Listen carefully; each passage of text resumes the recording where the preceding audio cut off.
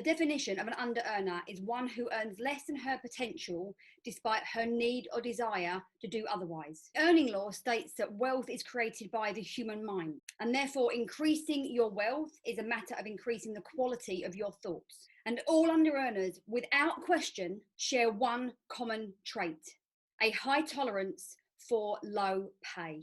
Welcome to Motivation Monday, and today we are looking at Overcoming Under-Earning by Barbera Stanny. Sure, amazing book.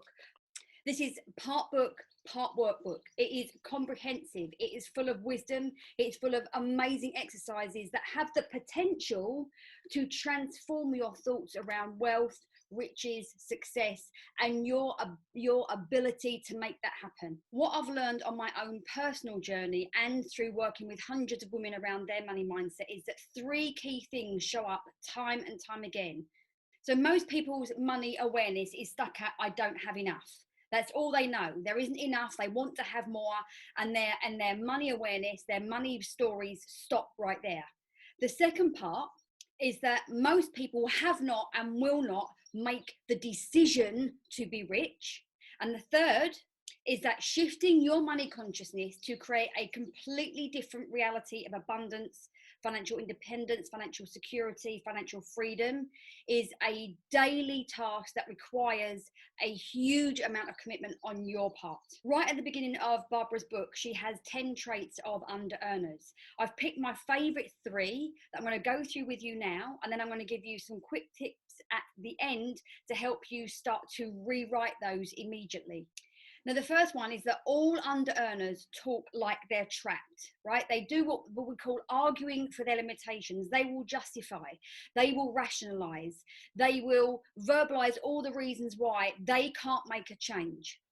They're very stuck in the now. They're very stuck in their current situation.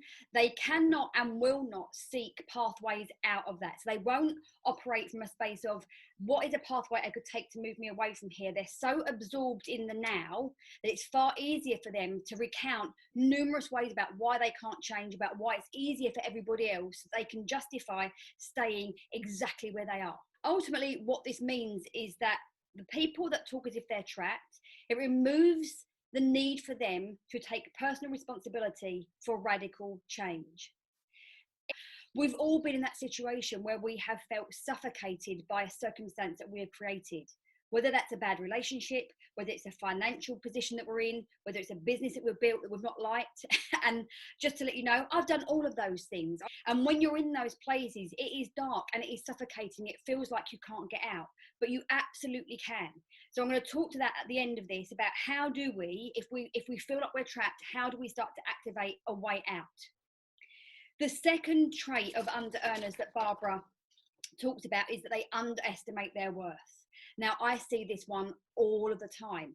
As a sacred money archetypes coach, I have worked with a lot of what we call the nurturer archetypes. And the nurturer archetypes very much feel like they have to put other people first.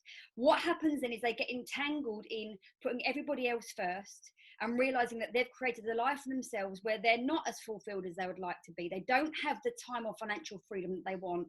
And quite often over a period of time, it leads to resentment, because everybody else has benefited from their time, from their wisdom, from their generosity, from their knowledge. And yet the nurturer archetype sits back and goes, well, where's my payback? Now, in terms of business owners, what you'll see with the people that don't see their worth is that they will give a lot away for free, and not from a space of service, from if I give this stuff out for free, somebody somewhere down the line will pay me. Or they completely undercharge for their services that have taken them years, if not decades, to get to that level of knowledge, plus their own personal life experience. They often completely put that to one side and don't put any price on that at all. Now, what we absolutely have to say here is that there is no amount of dollar or pound or euros worth of money that comes into your account that's going to make you feel any better about yourself. If you feel like you undercharge, if you over deliver, if you give too much away for free, if you feel like you spent years and years delivering high value and not getting back the life that you want, this is the area for you to work on. The third thing, which I think is super important, is that under-earners all tend to be very vague about money and success. They commonly exhibit actions around avoidance and delusion, burying their head in the sand, not wanting to have a look. And what's interesting is that there's a saying that how you do money is how you do everything. So oftentimes you'll find out where they're exhibiting that same delusional avoidance behavior in other areas of their life. Now, clearly, if you're vague about success and abundance and money, and you think about how the laws of manifestation, you're going to keep attracting more vague stuff. You're going to wonder why you're not moving anywhere, because you haven't actually got clear about where it is you want to go. I want to make sure you watch the next video after this one. I will link it, because I'm talking about how do you actually set goals that work, because smart goals suck. Now, the problem with this is that no one really teaches us how to deal with money. No one teaches us to prioritize money and wealth. Most of us have been brought up with that belief system that making money is hard, that you have to do the 9 to 5, that you have to swap time for money, that you work for so many years, and if you're really lucky, you might retire early and then you get to live some of your life. Nobody is actively teaching us from our younger years about how to create wealth and freedom for ourselves. And this is why now more than ever, it's time for all of us to take responsibility for our money and abundance mindset. The other thing that I see commonly here in this part, where people are vague about money and success, is their belief systems squash their expectations. So what I mean by that is the subconscious program that we have from childhood says to you, well, you shouldn't expect too much for your life, because people like you don't do that. People like you aren't worthy. People like you shouldn't stand out. People like you should keep your mouth shut. People like you don't get paid for what they know. All these very destructive belief systems that we have, that oftentimes we're not aware of, they dampen our expectations. So we demand little from ourselves, and we don't have the ability to connect in with huge expectations, because it feels so uncomfortable. Now, that in itself leads into vagueness, because where do we put our goals? And we all know that if we have goals that don't light us up, we don't do the work that we need to get there. So the very part of this vagueness around money and success feeds into the second point, which is about lack of worth, lack of deserving.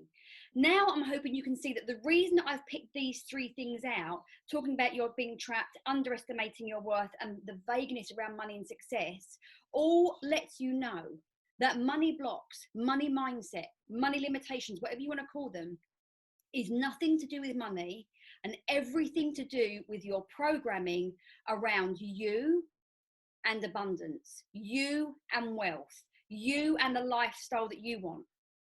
Because if you look at where you are now, and you look at a traditional sort of dreamy reality where there is lots of travel, there's beautiful holidays, there's nice cars, there's loving relationships, there's beautiful restaurants, there's charity work, you've got a business of your dreams, most of us will look at that, and somewhere in our subconscious and our psyche will be saying very loudly, that's not for you, that's for other people. You don't have what that takes. You don't have enough time. It's all too late for you. Who do you think you are? And so in order for you to start drastically shifting through your abundance mindset, you have to start looking at what are the programs that you're playing under. And you can always determine your programs or discover your programs by looking at the way that you act every single day. So I've got 3 very simple steps that I want you to start doing right now. Well, actually maybe 4 simple steps, because I'd really recommend you go out and buy the book. Like I said, there's plenty of exercises for you to do in here, but 3 things that you can start to do the minute that you stop this video. The first one is you have to make a decision that wealth is the only outcome for you. Now, use the word that suits you. Maybe you want to say rich, maybe you want to use wealth, maybe you want to use abundant, but I'm asking you to up level your definition of that word, because I don't want you creating what you think you can get. I want you to go above and beyond that. So somewhere right now, as soon as you get off this video, or maybe while you're listening to me talking, write down that I am making the decision and declaration now to be rich. Right? And I mean rich in all areas of your life. Now, the second part is I want you to make sure you watch the second video that I've created for you this week around how to goal set effectively. Once you've written that declaration down, I want you to set some kind of goals around it. I want you to set and I want you to write it down, and I want you to draw it out. You're going to need to get all of the instructions from that on the next video. But when you write it down and you look at that every single day, you're going to activate different pathways in your brain to start making that a reality. Remember, I've already spoken to you about how that when there is vagueness, when we don't make the decision, we cannot physically make that a reality when we haven't made the decision that that's going to happen for us. And we act in vagueness, we act in a haze, we don't make the right decisions, we don't take the right action. So when you've written that down, I want you to I want you to write it out. It may be a list for you, it may be a story for you, but in the present tense. I also want you to have some visual representation of that. I'll talk to you about that in the next video. But whether you draw that out for yourself with your stick people, whether you've got pictures on a vision board or you make a scrapbook, I want you to make sure you have both the logical written aspect of it down, and I want the more creative visual aspect. Those two things make it far easier for you to generate the energy to make that dream easier to manifest for you. The third thing is you have to take action. If you don't repeat new behavior, you cannot install a new belief, right? Because the action feeds back to your mind. Oh, I see we're doing something different. And yes, it's uber uncomfortable to start with because it's completely outside of your current comfort zone. So you have to act. What are the things that you're avoiding now? Do you need to set a weekly time to sit down and do your finances, your income and expenditure? Do you need to start saving more money? Do you need to get an accountability partner for your finances? Do you need to set some financial goals? Do you need to put your prices up? You know, think outside of the box, but pick 2 to 3 things that you are committed to doing that are going to wire your brain to your declaration to wealth. 3 very simple steps. Make the decision. Write down that declaration and have something visual to sit with it, and then take some really strong, powerful action that says, this is my dedication. I want you to understand that you make a much bigger difference in the world when you have the finances to back you up. You can make a bigger impact. You can help more people. You're a lighthouse for more people. And think about what you're teaching your own children and your own family about the kind of lifestyle that you want. I feel super passionate about money mindset. So I want to remind you, I'm going to put a link below. Go take your Sacred Money Archetype quiz. Find out your money profile, because it will give you so many clues about your fears and your beliefs and your motivations around money, what's making you stuck, and how to start moving out of that straight away. So be sure to go check that quiz. If you like this one, please make sure you check out the next video, which I've lined up for you right next to me here, and I'll see you in the next Motivation Monday.